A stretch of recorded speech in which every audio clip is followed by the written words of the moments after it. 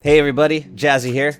Over the last few weeks, I played a solo run of Don't Starve Together as Wigfrid. The original idea was to just do a ruins rush and a few bosses, but at the end of the first stream, the run was going pretty well and I was just having a ton of fun, so I decided to continue with the run all the way to Fuelweaver. Took about 93 days in total, but we walked away having defeated pretty much all the surface bosses except for Antlion. I will post the archive streams up on YouTube, but I also wanted to give a little synopsis of the run and talk you through some of the individual boss strategies because the experience really changed the way I think about fighting in DST. So this video will cover the Ruins Rush, and next video I will recap all of the boss fights that came after.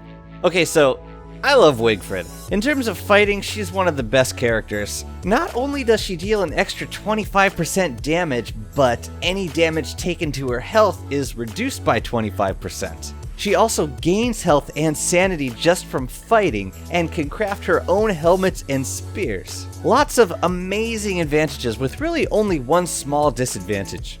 She can only eat meat. But this means Wigfrid will excel in a Ruins Rush. She can craft her own weapons and armor, plus her boosted damage, her life leech, and her damage reduction will all make the mobs in the ruins much less dangerous. The big challenge was going to be supplying the food, and to a lesser extent healing. You can rely somewhat on her life leech, but if you plan to tank, and I hope you do, then it'll be nice to have a little bit of healing on hand. So I wanted to build a couple of crock pots. They'll mainly be for meatballs, but we'll also unlock a couple of healing food dishes. I was also hoping to find a bat in the Labyrinth chest, which I could use to heal while fighting. But anyways, time's up, chums. Let's do this. Wigfrid! Okay, day one was awesome. I got both moleworms for my moggles. I pre-built a science machine. I was even able to yoink gear from a clockwork set piece to use for a future icebox. At night, I lit some trees up and collected 12 charcoal, which will be enough for 2 crock pots. Killed some beefalo for the fresh meat.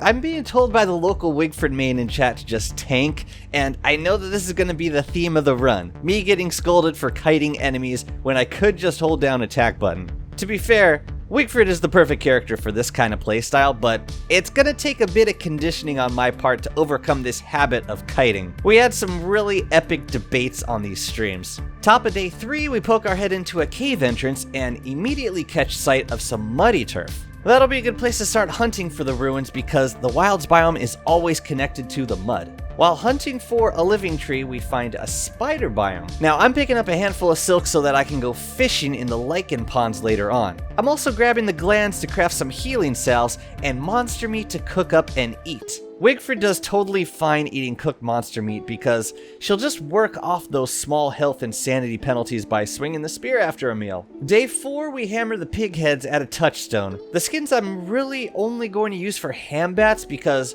Wigfrid's battle helmets are cheaper than football helms and have almost twice the durability. We then find Pig King. I typically hold off on my first science machine until I have what I need for an alchemy engine, and a pig village has everything. So we plop down the science and craft a backpack and a shovel. I'm hammering the pig houses for cut stone and boards. If you want to keep working at night, you can always throw down a light bulb for a tiny bit of light, and this comes in handy if there's no tree nearby to burn. I'm also going to gift the big bacon with pig skin for a bit of extra gold. It's a bit wasteful normally, but Wigfrid really doesn't have as much use for skins as other survivors. Day 5, we pre-build the alchemy engine and head on out. We also find a forest. And since I haven't seen any living trees yet, I start chopping dead evergreens in the hopes of spawning a tree guard. 41 swings later and the Ent comes out to play. This definitely opens up some potential. I could craft a star staff and 2 thulecite clubs just from these 6 living logs. But that's everything I need from the surface.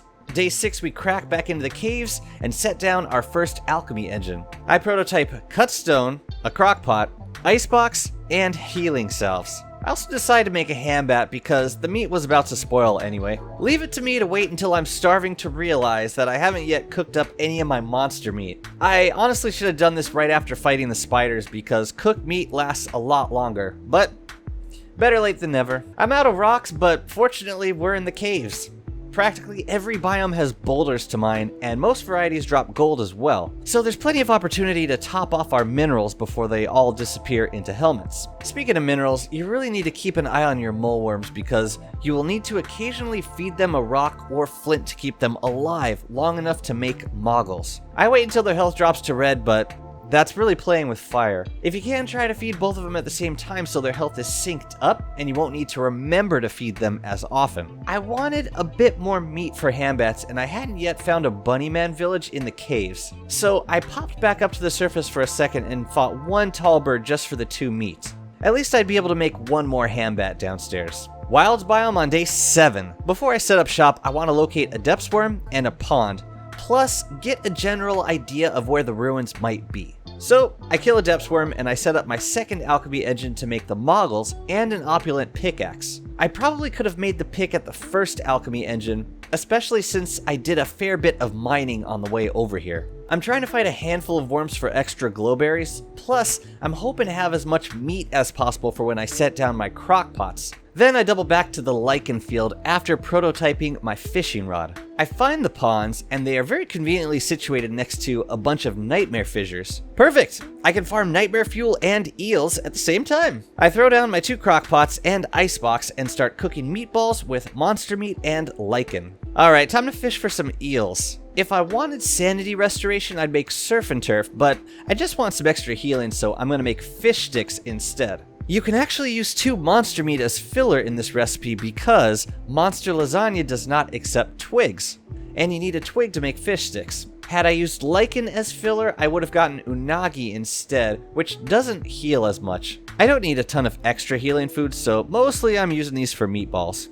Day 10, we slip through the monkeys and enter the ruins. The run is not going super fast so far, but I'm hopeful that having made enough preparations, we can make up for the time in clearing the ruins. In the first Broken Clockworks area, I make an extra helmet and go straight for the bishop. I'm trying to position the bishop between me and the 2 rooks so that they will slam into the bishop and help me kill it. The rook's charge does 45 damage to players, but actually does 200 damage to other mobs. So it's really efficient to use them to not only clear broken clockworks, but also other damaged clockworks. Wigfrid with the helmet is only going to lose 7 health with each hit, and swinging a weapon is going to restore some of that back, so it really doesn't make a lot of sense to try and finesse or kite clockworks. Just knock them down as fast as you can. That said, I do need to use them for breaking the broken clockworks because I did not bring down enough twigs to make a bunch of hammers. I'm really enjoying myself, I gotta say.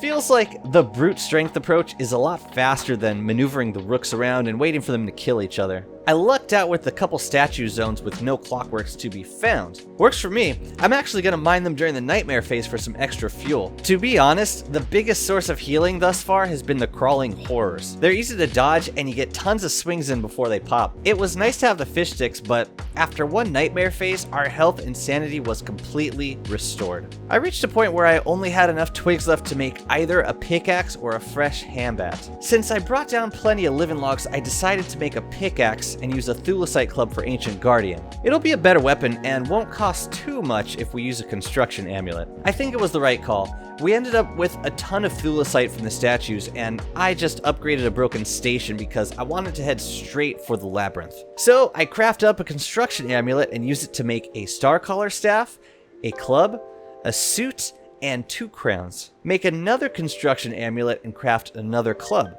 Head for the Labyrinth. Turn back around when I realized that I didn't craft my magiluminescence. Alright, for real this time. Day 12, we enter the Labyrinth with everything we need. I'm looking for bat so that I can just tank Ancient Guardian. Absolutely 0 luck there. Probably the first time I haven't seen a single bat in the Labyrinth. Of course it would be the one time I build a strategy around using one. So I started fighting Ancient Guardian, and a handful of viewers goaded me into cheesing. So I actually started to do it, but then had a crisis of the heart. I made all of this gear specifically for doing this fight legit. It seemed like a betrayal to the run for me to not use all of it. So we killed Ancient Guardian on day 14. Took about 66% of a thulecite club. The ornate chest loot was a bit underwhelming. More thulecite and orange gems. Thanks, game. Back at the Pseudoscience station, I craft up a bunch more crowns to bring back to the surface. Even have thulecite to spare for another suit. We actually have so much thulecite that I decided to craft up 2 stacks of walls to use for the dragonfly fight. At the time, it was pure flexing, but looking back, it did save me the trouble of having to prototype stone walls later, so I'd like to believe there was some practical application in this gesture. Please don't take that away from me. Besides, I didn't realize at the time that the world was going to end up lasting longer than a rush. I'm doing one last sweep of the ruins we cleared to grab half a stack of frazzled wires and gears. The gold from Pig King will be nice for Wigfrid. Should be more than enough for this run. The gears I'll be using later on for ice boxes and weather panes. Heading back out, I made the extremely questionable decision to try and run through the monkeys during the waning phase, which is the last phase of the nightmare cycle. All aboard the monkey train! Woo-hoo! They actually tailed me all the way back to my lichen camp. Fun times! Could have ended the run with a single bite. Anyways, back at the camp, I make a single surf and turf to restore sanity, and cook up a couple meaty stews. I always feel a bit wasteful making meaty stews for Wigfrid because of her low max hunger, except meaty stew is so ridiculously efficient anyways, it's not that big of a sacrifice. And we're back up to the surface at the top of day 17. Hardly considered a rush at this point, but hey, we got everything we need for fighting. Time to start slaying some giants as winter rolls around. And that wraps up the ruins for Wigfrid. Considering the variety of characters I've done ruins rushes with at this point, with all their varying disadvantages, doing it as Wigfrid was probably the most fun I've had in the ruins in a long time. As long as she's fighting and there's a helmet on her head, she's really goddamn hard to kill. I said at the beginning that the experience changed my attitude about fighting in DST. Because Wigfrid is showing me how, in lots of situations, the easiest and most efficient strategy can be no more complicated than holding down the attack button. Seriously, Wigfrid can hold down attack button, and in 95% of situations she will be fine. I'm disappointed that I didn't get to demonstrate this with Ancient Guardian, but I will with some of the fights coming up soon. I'm looking forward to exploring some of the nuance around the question of kite or tank, as will be seen in some of these fights. I'd also like to give a special thanks to Juki, a regular to my streams and Wigfrid enthusiast. Because I hadn't played a lot of Wigfrid beforehand, I ended up relying a lot on his guidance during this run. We did not always agree on approach, but I really appreciated having his input, and I applied many of his strategies directly on certain situations. It's really flattering having players watching my streams who are way more experienced with the game than I am. Thanks again, dude. Anyways, stay tuned for part 2 of this run, which will get into the boss fights that followed this ruins rush. I hope you enjoyed the video, and see you next time.